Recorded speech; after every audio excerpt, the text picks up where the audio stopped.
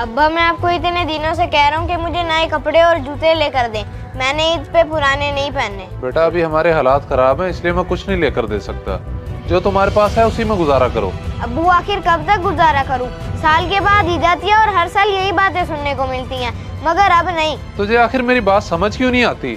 घर का गुजारा पता नहीं किस तरह से हो रहा है और तुझे नए कपड़ों और जूतों की पड़ी हुई है। ठीक है अब्बू, नहीं लेकर देने तो ना लेकर दे। मैं कोई ऐसा काम कर लूंगा जिससे आपकी फिर बदनामी होगी। बकवास बंद कर। अगर तूने इस तरह की कोई हरकत की तो तुझे छोड़ूंगा नहीं। अब दोबारा कपड़ों की बात ना करी, करता हूँ कुछ। कपड़े लेकर दे नहीं सकते और गुस्सा करते रहते हैं। इन बच्चों को बंदा अब कैसे समझाए। और एक वो सेठ है। सेठ साहब इस बार मुझे तनख्वाह पहले दे दीजिएगा, मैंने बच्चों के लिए ईद के कपड़े लेने हैं। तुझे बड़ी जल्दी लगी हुई है ईद की, अभी बहुत टाइम पड़ा है और वैसे भी आजकल मेरे हालात ठीक नहीं है, इसलिए मेरे आसरे पे मत रही। सेठ साहब आपके आसरे पे ना रहूं तो और किसके रहूं? मेरी जरिया आमदन तो आपसे ही है। देख मेरी बात सुन, ईद आ रही है महीने के दरमियान में और तुझे तनख्वाह मिलेगी महीने के एंड पे, वो भी अगर मेरे पास पैसे हुए तो। अभी कुछ दिन पहले तो तुझे तनख्वाह दी है, वो कहाँ गए? सेठ साहब वो तनख्वाह तो कर्जे उतारने में खर्च हो गई और महीने का राशन भी लिया है। यही तो तुम लोगों का मसला है कि फजूल खर्ची करते रहते हो। अब भुगतो, मुझसे उम्मीद ना रखना। और वैसे भी हजारों लोग हैं जो नए कपड़ों के बगैर ईद गुजारते हैं, वो मर तो नहीं जाते। अल्लाह अब तू ही कहीं से मदद फरमा।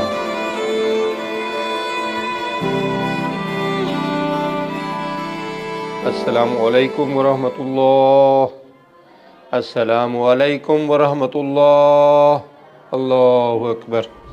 बात ना जरूरी हो, बल्कि 1 मिनट। या अल्लाह माफ करें।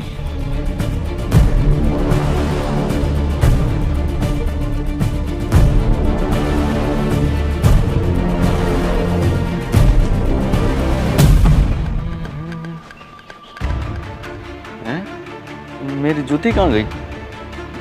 कारी साहब, कारी साहब। क्या हुआ इरफान साहब, खैरियत? जनाब बड़ी कोई अजीब बात है, कल ही मैं नई जूती लेकर आया हूँ और आज पहली बार मस्जिद पहन के आया था। अब समझ नहीं आ रही कहाँ गई, नजर ही नहीं आ रही। जूते खुद ब खुद गायब नहीं होते, कोई चोरी करके ले गया होगा। और आपको किसने कहा था कि नए जूते पहन के? कोई पुरानी चप्पल ही पहन आते। मुझे क्या पता था कि चोरी हो जाएंगे, और रमजान में भला ऐसी हरकत कौन कर सकता है? जनाब बड़े भोले हैं आप, हालात अब बदल गए हैं। लोगों में हलाल हराम की तमीज़ ख़त्म हो गई है। गुर्बत, जहालत और बेरोज़गारी ने अवाम को गलत काम करने पर मजबूर कर दिया। जी बिल्कुल ठीक कह रहे हैं। अब अल्लाह इस कौम पे रहम फरमाए। अब बगैर जूतों को ही घर जाना पड़ेगा। आप परेशान ना हो, मेरे पास एक और जूती पड़ी हुई है, आप वो पहन कर चले जाए, मैं आपको दे देता हूँ। जी जनाब, हुक्म करे, क्या चाहिए आपको? सारी वैरायटी मौजूद है हमारे पास। जनाब मैं लेने नहीं बल्कि बेचने आया हूँ।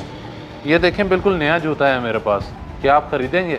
हाँ है तो बिल्कुल ठीक ये जूता, मगर तुम्हारे पास कहाँ से आया और इसे बेचना क्यों चाहते हो? ये जूता दरअसल मेरे सेठ ने मुझे ईद के लिए ख़रीद कर दिया है। मुझे पैसों की ज़रूरत है इसलिए बेच रहा हूँ। आपको मैं आधी कीमत पे दे दूँगा, काफ़ी महंगा है। ये जूता तकरीबन 9000 का लगता है, मगर मैं तुम्हें इसके 5000 दूंगा, वो भी थोड़ी देर में। सेठ आने ही वाले हैं, बस गले को ताला लगा हुआ है, आप थोड़ी देर वेट कर लें। चलें ठीक है, मैं इंतज़ार कर लेता हूँ, आप थोड़ा जल्दी कर लें।